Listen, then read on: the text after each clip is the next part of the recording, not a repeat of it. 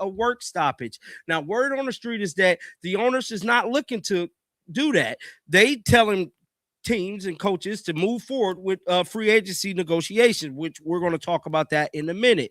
But the context of the story is for people to be blaming Caitlin Clark is beyond sinister to me. How could you blame somebody that helped lifted all the boats, help pretty much get y'all this $2 billion media rights deal, and then turn around and blame her for the things that is happening with the WNBA, blaming the fans that came, blaming Caitlin Clark has become the focal point of blame regarding the WNBA's failed collective bargaining agreement negotiations, sparking significant controversy within the league. The WNBA's environment of hostility among certain players has been evident throughout the 2024 and early 2025 seasons. Various players have demonstrated intense animosity toward Clark, and this sentiment appears to be intensifying. Multiple sources within the Players Association and media circles are attributing the stalled CBA negotiations to Clark potentially holding out, creating a scapegoat narrative around her involvement. The Players Association had the option to initiate a strike before Christmas, though no action was taken. Came blaming everything, but to me, it's looking like they could be using Caitlin Clark as a scapegoat for this situation not getting done. Now, that is beyond sinister. Like I stated, this whole situation is getting ugly, it's getting bad, and it's getting brutal. To me, I don't know about the 2026 season, and it looked like many of you guys don't really care because y'all ain't even watching the damn videos. That is the current state of the WNBA. Now, for my channel here, it ain't looking good, but I'm a However, the possibility remains that either the committee could enforce a strike or ownership could implement a work stoppage. Current reports suggest ownership has no intention of pursuing this route, with teams and coaching staffs being instructed to proceed with free agency discussions. The situation raises serious concerns about fairness and accountability. Clark played an instrumental role in elevating the league's profile, contributing significantly to the $2.2 billion media rights agreement. For her to now face blame for negotiation failures, along with criticism directed at the fan base she helped attract, appears problematic. But I'm going to keep on keeping on. Now, with that being said, we do got some updates on free agency. This article was released a few hours ago, and it stated WNBA telling teams they could send free agent offers amid CBA uncertainty. So it looked like Adam Silver don't give a about none of the players. The owners don't either. They don't care about what y'all talking about. We gonna get a deal done. See, I believe there's a clause some way or somewhere in there to where the possibility that Clark is being used as a scapegoat for unresolved issues creates a disturbing precedent. The entire situation has deteriorated significantly, casting uncertainty over the 2026 season's viability. Recent developments indicate the league has informed all teams they can extend offers to free agents despite ongoing CBA uncertainty. This suggests ownership and league leadership, including Adam Silver, are proceeding regardless of player concerns. The league has contacted every franchise, authorizing them to send proposals to free agents during the current status quo period, according to multiple sources. Talking about, we gonna get a deal done. See, I believe there's a clause some way or somewhere in there to where the owners could override the players. That's what I'm thinking. If they're telling them they can move forward with free agency, that means to tell me we're probably going to get a 2026 season. I don't know the ins and outs of the clauses in these CBA negotiations, but it looked like they finna veto the players. They don't give a damn.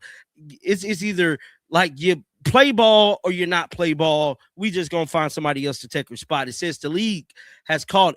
However, players are unlikely to sign agreements while negotiations remain unresolved, given the financial implications tied to CBA terms. Under U.S. labor law, the WNBA maintains a status quo obligation to permit qualifying offers under the expired agreement.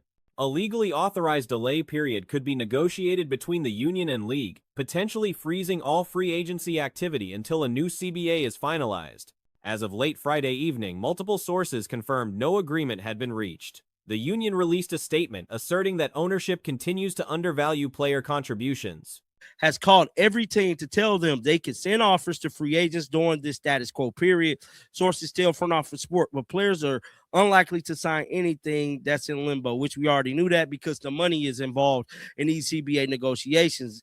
Now, it stated when the clock strikes midnight on Friday night, which we already passed that. Now, it said under U.S. labor law, the WNBA has a status quo obligation to allow the sending of qualifying offers under the expired agreement. Under the expired CBA, qualifying offers including core designations, granting teams exclusive negotiation rights, must be submitted no later than January 20th. These offers will operate under previous CBA terms. Without an established salary cap structure, sources indicate no players will sign contracts. However, this process will provide clarity regarding which franchises are pursuing which players and potential roster movements. Updates on key free agents like Kelsey Mitchell remain pending. Expired agreement. Legally authorized period of delay could be agreed to by the union and the league, resulting in the complete pause of all free agency activity until a new CBA is rectified. Now, as of Friday night, just before midnight, multiple league sources told them with the ultimate faith, which, you know, they ain't got no deal. Now, in a statement, the union said that the league and the owners have remained committed to undervalued player. Nearly the entire league faces unrestricted free agency status, as most players signed contracts expiring before 2026 inches anticipation of the union opting out of the previous CBA.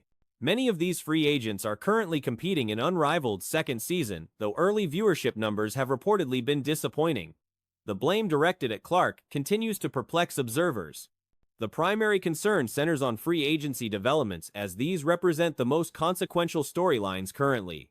Some speculation exists that ownership possesses mechanisms to override player objections, though the specifics of such provisions remain unclear. The league and the owners have remained committed to undervalued player contribution, which we went over that last video. If you guys did not see that, goes on to say under the expired CBA qualifying offers, including core destinations, which grants teams exclusive negotiation rights to a player under the tag, could be sent out no later than January 20th. However, these offers will all be subjected to the terms of previous CBA.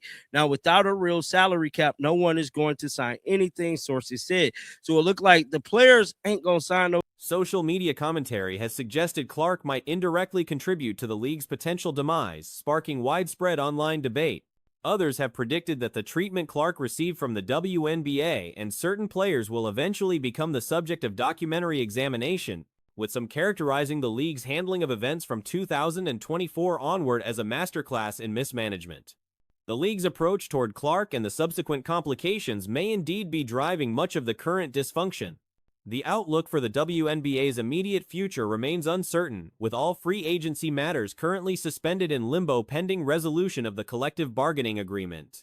Mitchell has established herself as the franchise record holder for three-pointers, demonstrating consistent excellence throughout her career. Players ain't going to sign no contract, but we would kind of get the ball rolling to know like which teams is going to get what players, if players are staying or going, which it's going to be crazy because we need an update on Kelsey Mitchell. It says almost the entire league is set to become unrestricted free agents as a result of players having signed contracts that would expire ahead of 2026. Now, in anticipation, that union will opt out of previous CBA. Many of these free agents are competing in unrivaled, which tipped off. Her focus remains on winning and advancing through playoff competition, maintaining a personal standard of excellence regardless of external circumstances. The possibility of contributing to Indiana's first WNBA championship and participating in milestone moments like the Commissioner's Cup represents significant motivation. Clark's splash shooting, Boston's open looks, Mitchell's ability to finish through contact, and contributions from players like Howard and Cunningham highlight the talent level across rosters. The athletic displays and competitive performances showcase what the league offers when operational concerns don't overshadow the basketball itself. The resolution timeline for these negotiations remains unknown, with all parties awaiting developments that will determine whether the 2026 season proceeds as scheduled or faces disruption. It's absurd. We're not going to acknowledge it. By the way, the deadline is tomorrow. But we know part of this whole thing is the 30% revenuing share. The NBA's been very clear. Adam Silver has been clear way back from when he was on with Good Morning America The first day of the National Basketball Association season, he was asked about the WNBA. Recent developments surrounding collective bargaining discussions have revealed a significant power dynamic between WNBA ownership groups and the Players Association. With the deadline rapidly approaching, league management has adopted a notably assertive position regarding union proposals. Notable union representatives, including Nafisa Collier, have publicly declared their determination to stand firm on demands. However, ownership appears equally resolute in their stance, employing a strategy of silent rejection rather than formal counteroffers. This approach carries particular significance as it demonstrates ownership's view that certain union proposals fall outside reasonable consideration. He was asked about the WNBA, and he was like, I wouldn't exactly call it revenue sharing. That was his way of saying, we're not doing that. The league hasn't generated the kind of revenue that warrants that kind of deal. We're not talking about any other of these sports leagues, the NBA, the NFL, even the NHL, which I meant to make a video on that, but league management has declined to provide counter-proposals to recent union submissions, effectively signaling these requests are deemed unacceptable. This calculated non-response represents a strategic maneuver, suggesting ownership believes some demands lack merit worthy of formal negotiation. The central point of contention involves a 30% gross revenue distribution request. Commissioner Adam Silver addressed this matter during an early season appearance on a national morning program, carefully stating he wouldn't characterize the arrangement as traditional revenue sharing. This diplomatic phrasing conveyed management's fundamental opposition to such structures, citing insufficient to make a video on that, but you had somebody out there that's championing women's basketball, trying to claim that the NHL and the WNBA is comparable, and that's laughable. And by the way, fans struck back and struck hard against that BS narrative that was floating around. Got to give the fans credit. The fans have educated themselves. Comparisons between the WNBA and other professional leagues, including hockey, have emerged in public discourse. However, such parallels have drawn criticism from observers who note substantial differences in financial performance and market positioning. Supporters of the league have attempted to establish these equivalencies, though fan communities have largely rejected such characterizations after examining underlying financial realities. Public awareness regarding the negotiations has increased considerably, with many observers now understanding the league operates without profitability. This awareness has shaped perceptions of the situation, as audiences note substantial compensation increases being offered while players hesitate to accept terms. Got to give the fans credit. The fans have educated themselves on this WNBA CBA proposal situation. And a lot of fans realize now, okay, the league is not profitable.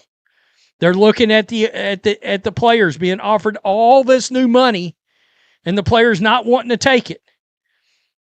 And I cannot help but think about Caitlin Clark's comments at Team USA at the basketball camp, where she made it very clear there needs. Prominent players have weighed in on the situation, with some emphasizing the necessity of mutual concessions and the importance of maintaining competitive play. Observations suggest the league faces potential catastrophic consequences should work stoppages affect regular season operations.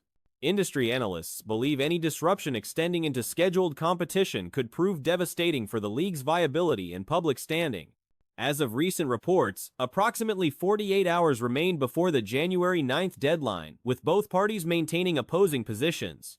Sources familiar with discussions indicate the union had submitted proposals roughly 2 weeks prior and awaited league responses as of midweek.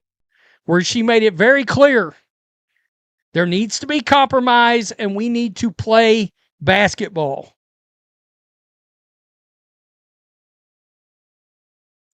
I mean, and she's right. She understands this league is doomed if they strike, and if it even comes close to touching the regular season, it's going to be a horrible PR nightmare.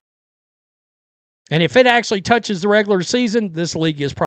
The union's proposal seeks approximately 30% of gross revenues alongside a salary cap structure of $10.5 million. League analysis suggests implementing these terms would generate approximately $700 million in cumulative losses over the agreement's duration. Management has communicated this assessment clearly, effectively stating such proposals cannot proceed forward.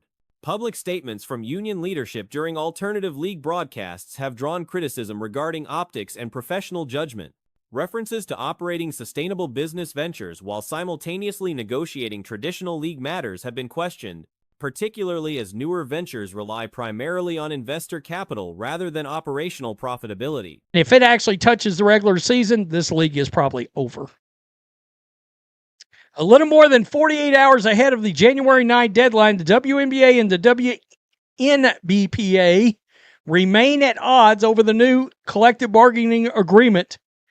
According to sources familiar with the negotiations, the union was still awaiting a response from the league to the proposal that they submitted roughly 2 weeks ago as of Wednesday afternoon. In that proposal, the players are seeking approximately. Critics note insufficient operational history exists to substantiate claims regarding business sustainability. Both parties agreed to extend discussions beyond an initial November 30th expiration date. Subsequently, union membership authorized potential work stoppage measures through voting that achieved 93% participation, with 98% supporting executive committee authority to declare strikes when deemed necessary. Should parties fail to reach agreement or arrange further extensions, potential work stoppages could manifest either through ownership-initiated lockouts or player-initiated strikes. Roughly 2 weeks ago as of Wednesday afternoon. In that proposal, the players are seeking approximately 30% of gross revenue and a salary cap of $10.5 million, sources confirmed to Front Office Sports. Details of the union's proposal were first reported by ESPN last week. The league believes the proposal would result in $700 million in losses for the league and its teams over the duration of the CBA, according to that report. Yeah, I mean, the league literally went and they put it out there. This proposal. However, such actions require deliberate initiation rather than occurring automatically. Without either party triggering stoppage measures, negotiations would continue under status quo provisions, maintaining current agreement terms while discussions proceed. Under these circumstances, union representatives retain authority to call strikes at any point. The union's recent proposal responded to league offerings presented in December. This is not going to happen. We've done the math. It's $700 million in losses. Try again. We're not doing this. Why would they? I mean, come on. Quote, you've heard a lot of chatter about what we're asking for is not sustainable for business, Nafisia Collier said during a Unrivaled broadcast Monday.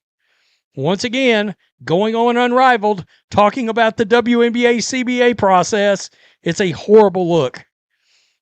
Current discussions involve substantial compensation adjustments, with salary cap proposals increasing from $1.5 million to $5 million, representing more than triple current levels.